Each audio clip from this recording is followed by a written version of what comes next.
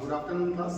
आज हम लोग जो है मैकेनिक्स की लैब में हैं और मैकेनिक्स की लैब में जो भी हमारे पास इक्विपमेंट है उनके बारे में हम लोग परिचय प्राप्त करेंगे। जैसे आप लोगों ने पहली क्लास में थ्योरेटिकल परिचय प्राप्त किया था, उसी तरीके से आज हम लोग जो है प्रैक्टिकल उपकरणों के बारे में जो है एक एक करके जानकारी प्राप्त करेंगे। थोड़ा सा अगर मैं आपको जो है फाउंडेशन करूँ इस क्लास का, तो मैकेनिक्स जो बच्चे पढ़ रहे हैं उनके सिलेबस में टोटल जो है करीब 5 या 6 चैप्टर थे जब मैं पढ़ा रहा था।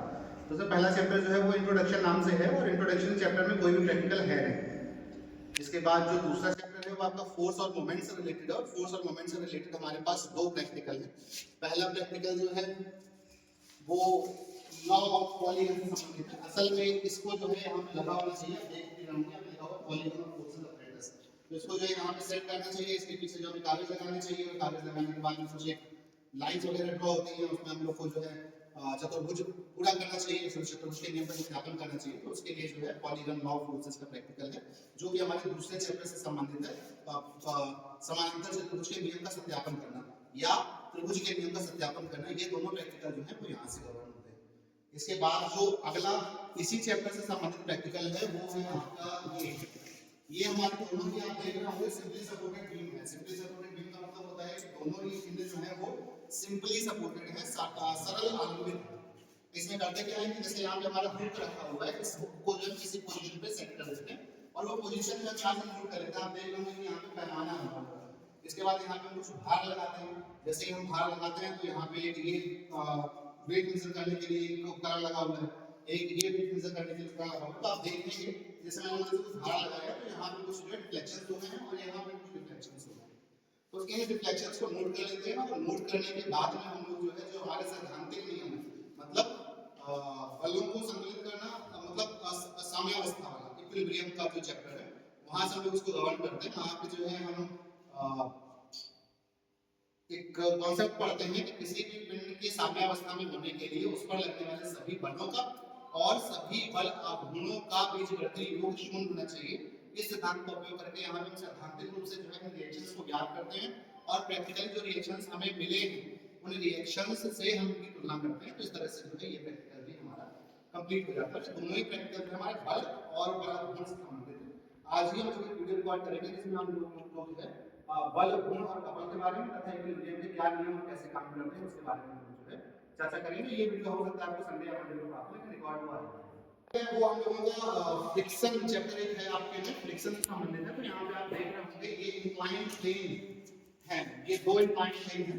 तो इसमें आप हम लोग ये करते हैं, यहाँ पे आप देखेंगे कि ये अलग अलग तरह के, जैसे इसमें कांच लगा हुआ है, यहाँ पे भी कांच लगा हुआ है, तो कांच और कांच के बीच में कितना कोएफिशिएंट ऑफ फ्रिक्शन होगा।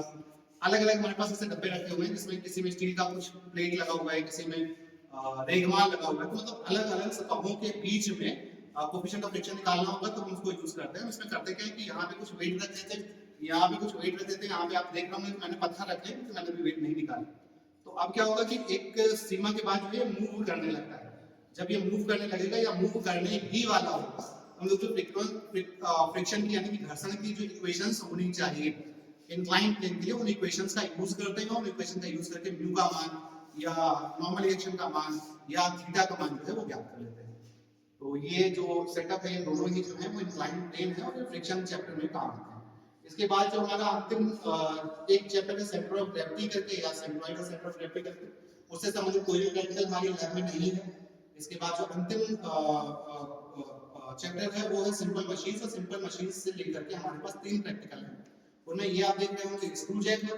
ये स्क्रू जैक आपने देखा होगा कि जब हम लोग जो है किसी भारी सामान को उठाना होता है, जैसे गाड़ियों वगैरह को उठाना होता है, तो हम लोग स्क्रू जैक का उपयोग करते हैं।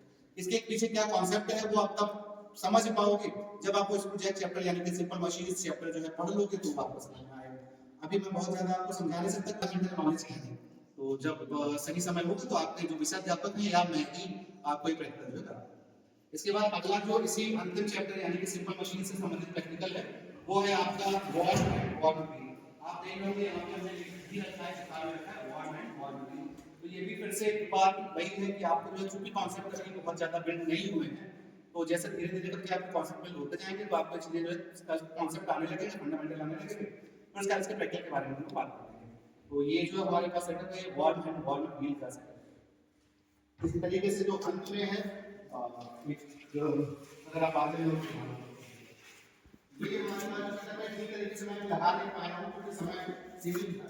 तो ये जो सेटअप है ये हमारा जिम ट्रेन का है और जिम ट्रेन जो है ये भी हमारे अंतिम चैप्टर यानी कि सरल मशीनों से ही संबंधित है। तो इसका भी प्रैक्टिकल जो है हम कुछ समय जब उचित समय होगा तब कर देंगे।